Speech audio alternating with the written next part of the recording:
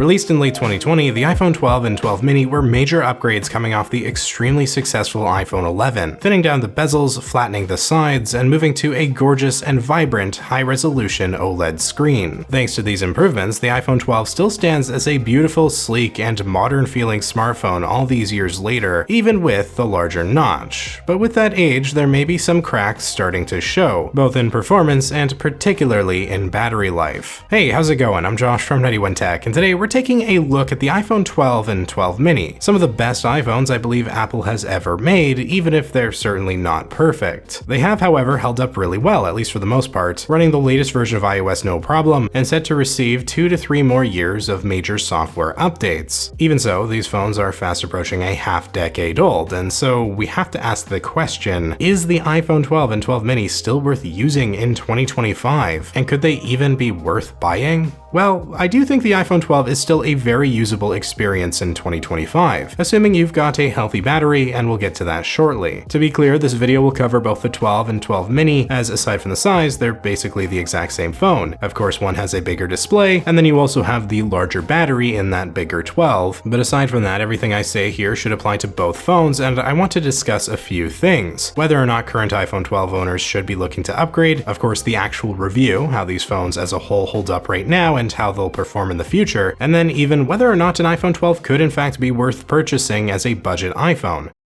We'll start with the value of the iPhone 12 right now, which could be useful for both those maybe looking to buy an iPhone 12, as well as those of you who might want to upgrade and then potentially sell your current device on the used market. Of course, the 12 hasn't been sold brand new from Apple for a number of years, but turning to something like eBay.com, we can find a plethora of devices available, either used or refurbished. I was finding phones often around $200, with the 12 mini typically being a bit cheaper than the larger 12, which makes sense. I do think if you can find a good condition iPhone 12 with a healthy battery from a reliable seller around that $200 mark, ideally even cheaper, you are getting a still very solid phone at a decent price point. But I would seriously consider going up to the iPhone 13 for not a whole lot more money. I'll link in the description both my iPhone 13 review for 2025 as well as my overall iPhone buying guide, but the 13 is a substantial upgrade with a smaller notch, better cameras, and faster speeds. Plus, it's extremely similar to the iPhone 14, making it feel like even better value. The 13 also starts with 128 gigs, whereas the 12 starts at 64, and there are also 128 and 256 gig variations of the 12 if you were interested, which for most people 64 probably is still enough, though 128 is pretty nice, and of course even the cheapest 13 has that. Perhaps the biggest bonus with the 13 is that the battery life is a fair bit better than the 12, which is especially notable for the 13 mini, as the 12 mini tends to really struggle in this department. You can check your battery health and settings under battery health, and then that percentage there. Once it gets down to around the 80% mark or so, you may see a note saying it needs serviced, and you could also experience some inconsistent performance and slowdowns. Smartphone batteries do degrade over time. It's an unfortunate reality, but you can get the battery replaced by Apple for a fee if you want to breathe some new life into your phone. However, it may just be more worth it for you to upgrade to a new iPhone altogether if you're having trouble, especially from that 12 mini, where that battery may struggle regardless of health just due to how small it is. I do think the iPhone 12's a half-decent option for those on a budget, but I would opt for the 13 if you can swing it. For those already on the 12 wanting to move on, I'd recommend going up to at least something like an iPhone 15. You're going to find it has significantly better cameras, battery life, and will feel more modern with features like USB-C and the dynamic island. I wouldn't get the iPhone 14, it's really not that big an upgrade, being so similar to the iPhone 13 and only 2 years newer. In summation here, is the iPhone 12 and 12 mini worth buying right now? I think it can be for the right deal, so long as you're aware these phones are only getting older and may not provide great battery life. Should you upgrade from the 12? Well, I think if you're getting by just fine on the 12 as is, you might as well stick with it for a bit longer, at least until the new iPhones come out later this year, when prices as a whole will go down. The reality is the iPhone 12 holds up amazingly well in many of the core aspects you would normally care about. The cameras are a bit older, and that battery life is mediocre at absolute best, but the design, display, and overall hardware manages to still really hold up well in 2025, and should continue to do so for at least another couple years. I would probably expect updates through to iOS 20 at minimum. But let's take a bit of a step back here and look closer at the iPhone 12 itself in order to see why exactly it has aged so gracefully, as well as the areas where maybe it now struggles.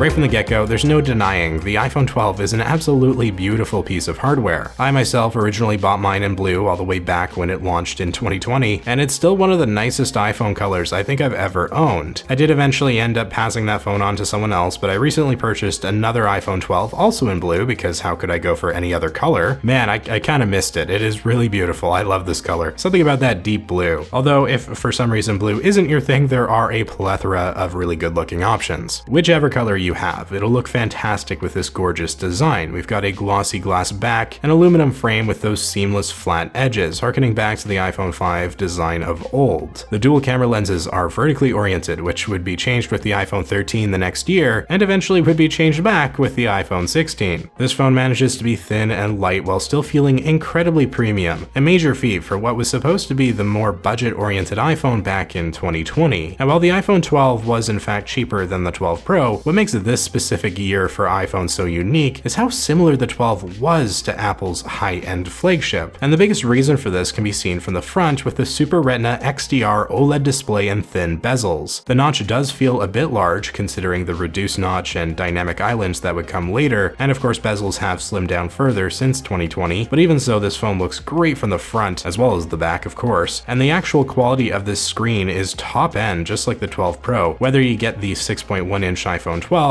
or the smaller 5.4-inch iPhone 12 mini. This was the first mini and the second to last mini. It's around the size of like an old iPhone 5S or something, just with more of an edge-to-edge display. Unfortunately, there's not a whole lot better than this if you like small phones. You could get a 13 mini, which isn't a huge upgrade over the 12 mini, though it's definitely better, especially in battery life and the reduced notch. But aside from that, Apple's kind of just left you to rot. There's not a whole lot of options if you prefer smaller phones, which is a real pity. But at least the mini iPhones aren't too old yet and still hold up well enough, and of course those displays look amazing. And that's the interesting quirk of the iPhone 12. The 11 had previously had an LCD screen that was significantly lower quality than the 11 Pro, which is how Apple was able to price it at $700 versus $1,000 for the Pro model. But then the 12 came in, gave the phone the high quality display, but also kept the price point fairly reasonable at $700 for the mini and $800 for the regular size. While the 12 Pro certainly did still have some significant features over the 12, it started with 128 gigs instead of 64, it had the third telephoto camera lens and the new LiDAR technology, plus a couple extra gigs of RAM. Beyond all that, there really weren't too many noteworthy features on the better device, though if you wanted a bigger phone, you would have to pay extra for the 12 Pro Max. Still, there's a reason in 2020 I decided to get the 12 instead of the 12 Pro, as I normally would buy the highest end flagship every year. They just seem so similar, I felt comfortable getting the 12, like I wasn't missing out. And even today, I would maintain the 12 is far better value than the 12 Pro. If you're getting a used iPhone this old anyways, I see little to no reason to pay extra money for the 12 Pro when for a similar price you could get a 13 or something. The iPhone 12 and 12 mini also were of the first iPhones to bring some nice new features like 5G networking, which Apple was very proud of in their presentation at the time, and it is nice to have here, though it can be a bit hard on battery life. We also saw the introduction of MagSafe, which is a really convenient feature that allows for magnetic accessories like MagSafe wireless chargers that just snap onto the back of the phone. You've also got the ceramic shield for the first time, which basically was Apple's marketing term for supposed to be structurally stronger than previous models. But the 12 is still glass, and glass will crack if you drop it, so a case and a screen protector is always going to be a good idea. The iPhone 12 and 12 mini feature IP68 water and dust resistance, and on the bottom of the phone, we do still have the Lightning port. USB-C wouldn't come until the iPhone 15 3 years later. Of course, with that big notch on the front comes Face ID, which is as reliable and as quick as always. This really is kind of a complete package, and we see a lot of the modern amenities that we still enjoy on iPhones today. Honestly, I think this was an underrated upgrade from the iPhone 11. The 12 did a lot to make the experience better, especially considering how little comparatively the 12 Pro seemed to bring over the 11 Pro.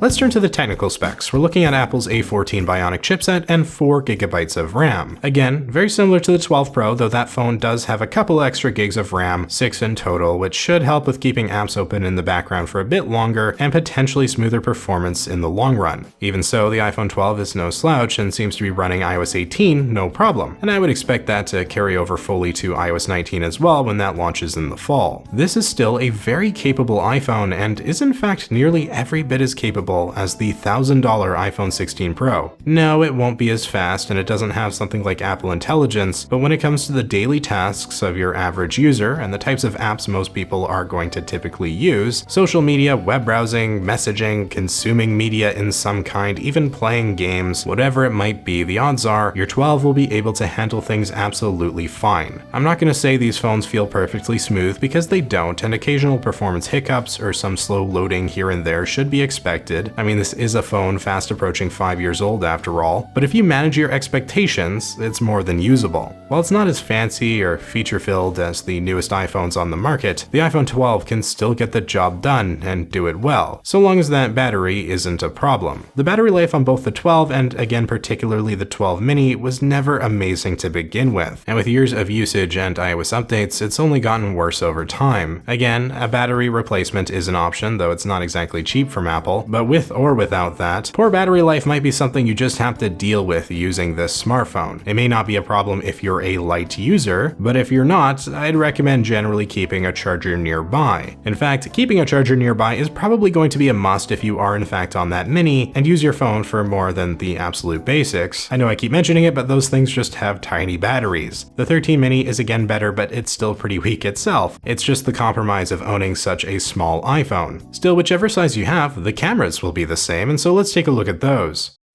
Within that notch, we've got the 12 megapixel front-facing camera, which can take solid selfies as you would expect. Turning to the back, we've got the rear-facing dual camera lenses, one 12 megapixel wide lens and one 12 megapixel ultra-wide. Naturally, cameras are one of the areas smartphones have really improved upon significantly in recent years, but the 12 can still absolutely take a great shot in the right conditions. Though again, newer iPhones have improved here quite a lot. In good lighting, the 12 can take some breathtaking photos, and I'll even throw in some photos I personally took during my year of using the phone back in 2020 to 2021, just for some examples. It really did me well, and the versatility of having both 0.5 times zoom and the 1 time zoom ranges can be really helpful depending on where you are, or rather what you're taking a photo of. The ultra-wide is definitely weaker than the wide lens, so I would opt to use that one when possible, but it's still perfectly capable of taking some really nice pictures. Gotta love having it for landscapes and the like. Thing is, smartphone cameras have honestly been pretty great for a good few years now, and the 12 is no exception. So like with the technical performance, this is a phone that can get the job done and do it well, fully capable of capturing moments and memories. We can also film video in up to 4K at 60 frames per second, which looks really good. iPhones have always been good with video. Now, if the camera is important to you, I would definitely consider looking to a newer iPhone. The 15 or better is probably what to aim for, as it brought the 48 megapixel main wide lens, and there's been some pretty substantial upgrades in quality compared to, say, the 12. The 13 and 14 aren't really a huge leap from the 12 in my opinion, and again, I do think the 12 can get the job done. It's a good camera, it's just a little older, and there's nothing wrong with that. And at the end of the day, I think that's both the iPhone 12 and 12 mini in a nutshell. They can get the job done even if the age may manifest itself in some annoying areas at times, like with the battery life or occasionally choppy performance. As a whole, I believe these are still really solid smartphones in 2025. Phones with an amazing build, design, display, and feel, and then completely acceptable performance and photography. The 12 isn't going to blow you away, but if you manage your expectations and just don't need your phone to do a whole lot to begin with, it's a pretty impressive experience considering the age. Frankly, you won't find too many Android phones from 2020 that still hold up even half as well, if I'm just being honest, and the 12 still has a good few years of life left in it, assuming you can tolerate some of the downsides of the age and that your battery hasn't completely crapped out on you.